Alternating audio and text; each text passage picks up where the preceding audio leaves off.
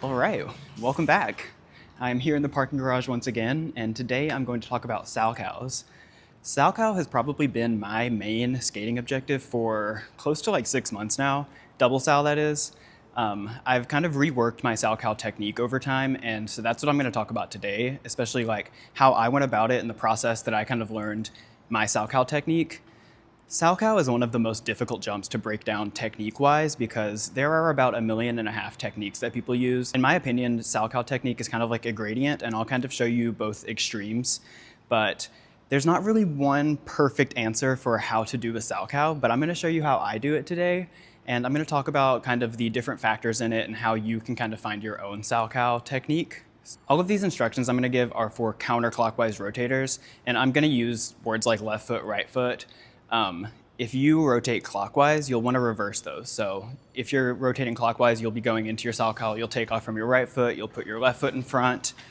I go counterclockwise, and that is how most people rotate, so I'm just going to make it simple for you and use words like left, right, instead of saying free leg, inside the circle, yada yada. So personally, the technique I use is what most people would call like a two-footed Salchow. It's not actually a two-footed Salchow. That makes you think that you're kind of jumping off of 2 feet like that. You might put down one of your feet, but you're always going to be taking off of that left inner back edge. And honestly, everybody puts a little bit different amount of pressure on their free foot. So for me, I would say I put maybe, the pressure is probably split up about 80% on my left leg and maybe 20% on my right leg for just a brief second. So first, let me just go over the 2 different kinds of extremes on the sliding Salchow scale that I see. So there's kind of like the traditional takeoff, which if I'm sure you've probably seen, this is what most people think of when they see a Salchow. But that is the one, I really can't even do it, and I'll talk about why later, but that is the one where you kind of drag your right foot and you keep your hips really turned in and closed. I wish I could demonstrate, but when I try to do it, it looks like this. And then there is the 2-footed takeoff, which looks a lot more like a toe loop. And actually, if you break down the technique, a Salchow and a toe loop are almost the exact same jump. Some people say they are the same jump. I kind of disagree on that, but they take off from very similar positions. You use very similar mechanics. And from the moment that you actually start to jump into the air, they do feel very similar. So the 2-footed takeoff looks a lot more like this.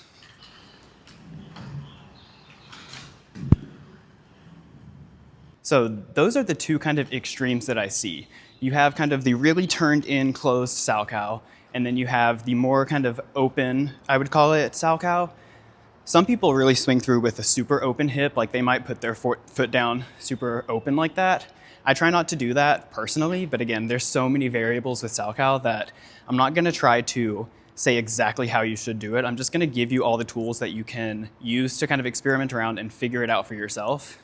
So now I'll just tell you how I learned my Salchow and how I reworked it, because I've been able to do a single Salchow pretty much since I started skating, because it's a relatively easy jump. But to be able to do it well and consistently and to learn it with really good, solid technique that can take you up to doubles and triples, that's difficult. And it's not very intuitive, and it's kind of hard, and you have to have very good edge control. So I'm going to show you how I learned that. It's really not hard if you take the right steps to do it. But if you're just trying to learn it straight up, it is very difficult. Now, I have a reel on my Instagram page that goes through pretty much this exact same process. So if you want like a quick and dirty version or like a quick guide that you can kind of follow, go look at that post. But I'm going to go a little bit more into detail in this. So the way that I started out learning the 2-footed takeoff was to do what I call a pump. I'm honestly not sure if there's a proper terminology for this, but what it looks like is this. So what I'm doing is I'm using my left inner back edge, I'm pushing that left inner back edge behind me, and then I'm pushing that right inner back, or right outer back edge underneath me too, pushing up off that right foot. So this is really gonna help you learn how to bend into that edge. This moment right here, when you bend and then push that edge back, is really what is going to generate most of the height in the rotation for a Salchow, especially the height. So I would get very comfortable doing that kind of pump, because you can actually enter a Salchow straight up from an entrance like that. You don't have to do like a 3-turn or a mohawk into it. And that's actually how I would recommend learning your Salchow if you are trying to rework your technique, or if you're trying to nail down that 2-footed takeoff. I would just go into it from the pump, and that would look like this. I'll do a crossover, pump, pump. Woo! I'm just gonna put it out there, this is not flat. This is like sloped down towards the camera, so it does make jumping, the axis is a little bit difficult to control, but I'm gonna try my best. So once you have that pump down, what then I would recommend doing is learning how to do that into a left inner back loop. And so that would look like this. I'll start with a crossover, get a little bit of speed, but you don't really need a lot of speed for this. Just pump, pump, and then do the loop and step down onto your right foot. That's just gonna help you learn how to tighten that edge in, because the tracing that you want for a Salchow is gonna be kind of like a fish hook shape. So it's going back, and then once you bring that foot in front, it starts to curve in, and you're gonna create that little fish hook shape and then kick out of the circle from there. Another key distinction that you can see in different Salchow techniques is how much someone jumps versus how much they vault. And the difference really is that with jumping, it's bending your knees and pushing up to a straight leg, and that's how you're getting height. So jumping is purely like this.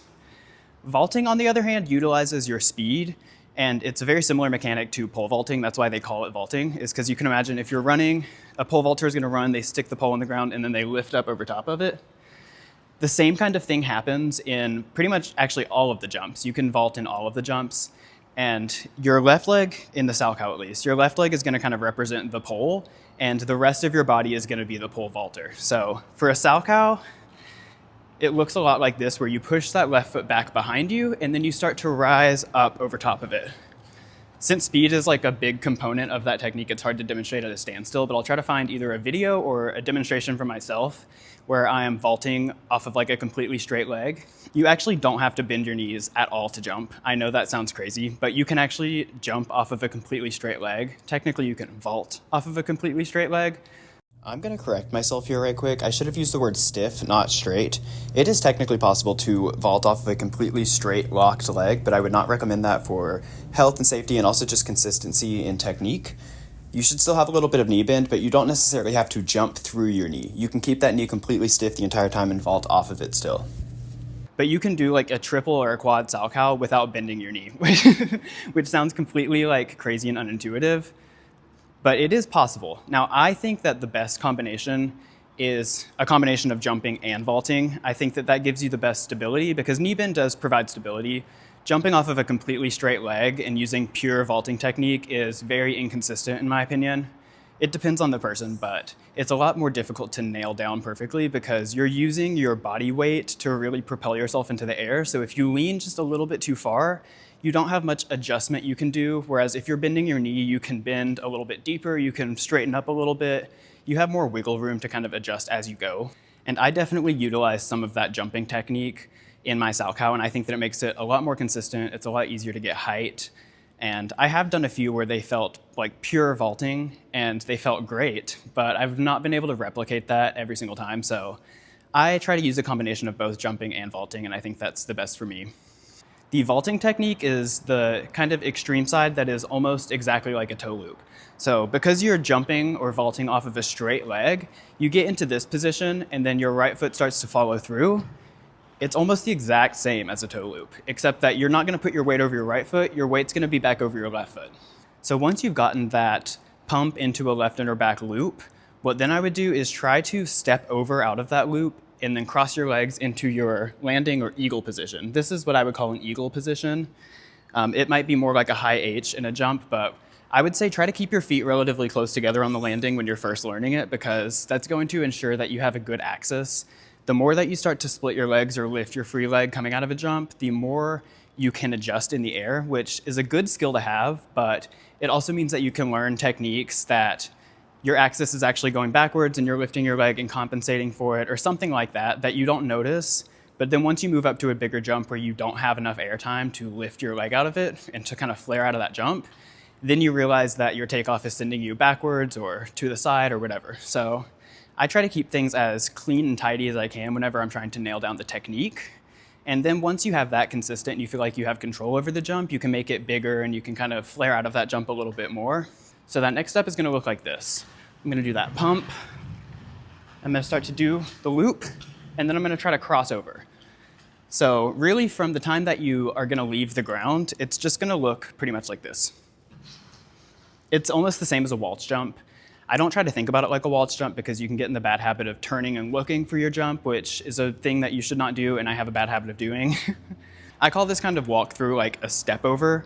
So instead of really jumping, you're just kind of stepping over the takeoff, and that kind of helps you learn how you're going to get your momentum to flow through a jump and then to get over your right side. When you cross your legs, you also want to check your shoulders. So it depends on how far you are over your right side already, but if you're not completely over your right side, you want to get there by the landing no matter what. And doing that also checks your rotation, which some people say it breaks your rotation. That's not technically true, but it kind of stalls your rotation in a way. So if I'm spinning and I spot right there was a brief second where my hips were turning underneath me, but my upper body was completely stable. And so if you can twist your body from here to here, you have a brief moment where you are breaking that rotation. And I kind of think about it almost like if an elevator was falling and you jump right before you hit the ground. It's kind of like you're rotating, and then you stop the rotation really quickly right before you hit the ground. Now, when you hit the ground, you're still gonna have all of that momentum, but since you're pulled over your right side, that momentum is just gonna pull you back to being square. That's how I think about landings. I've also gone into a huge rabbit hole about landing techniques, and I could do a whole separate video about the kind of 2 different landing techniques and the sliding scale for that. But I'm just gonna say you need to get over your right side by the landing, and usually that's gonna happen. For a single Salchow, you only have about a half a rotation to do that anyways. So that check is really important, and that's something I would also work on. It's not like a deal breaker for a single, because it's pretty easy to land a single without checking the rotation because you just don't have that much rotational force going on. But if you're going up to doubles or triples, it's very important to learn how to check your rotation, and that's something I'm working on right now too, so I feel the need to emphasize that. Now, you can do doubles, triples, and quads straight up from a pump like that with, checking your shoulders with that pump like that and then just bending into the edge and swinging through. Some people do it like that, where they're completely stable in this position with their foot already in front, and then they just kind of bend and lift up into the jump. I prefer to have more of a continuous smooth motion. So I start here, I bring my foot forward, and I try to do it all in one kind of controllable motion. So I like the pump entrance as kind of like a walkthrough or kind of like your beginning entrance. But then what I would try to do is to learn how to bring that foot through from, say, a mohawk or a 3-turn, or even a cross pull. That's another entrance I really like. You just push that right foot underneath you, and then it goes straight through. So I really enjoy that technique. I think that it makes a lot smoother. I think it's visually more appealing, but I also think that it creates kind of a controllable motion that you can really feel the timing of. I have done doubles from just a straight up pump, and that's actually how I landed my first doubles, but I prefer to do it with a bit more of a swing. It also, once you get into triples and stuff, having that swing with your leg does help a lot, especially for inline. So once you've done the pump, the loop, then a step over, and then being able to do the Salchow from the pump, then the next step that I would take, kind of like bringing your jump to the next level, is I would start to learn how to do the loop exercise, but bringing the leg directly through. So instead of starting from a pump like this, and then just pushing back like that, we're gonna start from either a 3-turn mohawk or cross pull like I just showed, and try to keep the leg back, bring it forward, and then do that loop. Now, there are 2 main things that really help me with the motion of bringing that free leg forward. One of them is I really like to have my right foot or my free leg pointed down towards the ground. So whenever I come out of that mohawk or the 3-turn or cross pull, whatever it is, I like to have that toe pointed towards the ground. I have a tendency to really open my hip, and that's why that traditional entry is really difficult for me, because I can stand very easily like this. I can barely turn my hips in. It's very difficult to get my hips to turn in, especially in skates. So I really like to have my free leg pointed down and try not to keep your hips too open. It's fine to have your upper body twisted over the right side to check your shoulders really hard. In fact, I would recommend checking your shoulders coming out of whatever entrance it is. Even in the pump, when you push that left foot back behind you, you want to use that as an opportunity to check your shoulders really hard into the circle so that you have a little bit more momentum with your shoulders. So the harder you check into the circle like that, the more you can push your shoulders or swing your shoulders around before you've kind of reached the point of no return where you've swung your shoulders too hard. So yeah, keeping that free leg pointed down and keeping the hips kind of closed and square, or I guess just square, but keeping this hip closed and trying not to keep it too open really helps me get my hips to move as one unit, and that really helps me get my free leg to move through like a kind of like an axle, like the swing through for an axle. One problem that I have is that sometimes I'll bring my leg through and it just doesn't really reach out. Like I can't really get a kick out for my Salchow. And that creates a lot of axis issues for me sometimes. So being able to utilize that swing through as both a way to create height, but also to control your axis is very beneficial. So I really like keeping my hip closed like that, or at least square. It also means that when you bring that foot forward, you're bringing it forward onto an edge that can actually roll along with the direction of the jump. If you bring your foot forward here, well, your skate's gonna wanna roll sideways, and we're moving this way, so I don't want my skate to move that way. I'm not trying to kick out to my left. I'm trying to kick directly behind me. So I really like to step and make sure that toe is pointed down. The next thing that really helps me, and this helps me get a better swing through also and more height, I call this bobbing. So whenever I bring my free leg forward, I'm gonna start in this preparation position, that's what I call it. And you wanna stretch in this position, like stretch your free foot behind you. Then as you start to bring that free leg forward, I'm gonna push up a little bit straighter on my leg at that brief moment when my free leg is coming through and going to the front. Now this kind of does two things in my opinion. First of all, it just gives you a very nice kind of repeatable timing. And again, it's a thing that you can adjust in the moment. So I think it's a lot more it's a lot more consistent when you have a repeatable but yet controllable motion, and you can kind of work out that timing. Over time, you'll figure out how hard do I need to bend into it, how much do I need to push straight up onto that leg, and then you have to sink back down and jump. It also just gives you, it's almost kind of like getting a run and go for something. It's like you're bobbing up and down, and then you bring that foot forward, you sink down one more time, and then you can jump up. So again, you're kind of like preparing for the jump. You get this kind of like up, down, up moment. And that's a cue you can even use. You can say down, up, up. The other thing it does is that it lets you move your free leg through pretty close, and that just keeps everything a little bit closer and tidier, and there's a lot less variable that can happen there. The further you let that leg swing out to the side to swing through, the more force that you have, and you can create more rotation that way. So I would say that's almost like more of an advanced technique. But you don't have to do that to create rotation, and it creates a lot more variables that you have to control for. So it's just a lot easier to get off axis like that, in my opinion, and to lose control of your edge, really. So I'll try to like emphasize this bobbing thing. It's not always that visible on a video, but I really feel it whenever I'm doing it, and I feel this kind of up down. It's not super like, I'm not bobbing up and down like that, but I am kind of sinking down and pushing up really through like my hip also. So I'll try to emphasize that and see if I can show you what I mean. Okay, I cued this completely wrong, so I'm going to voice over it right quick, but how it should actually go is down, jump.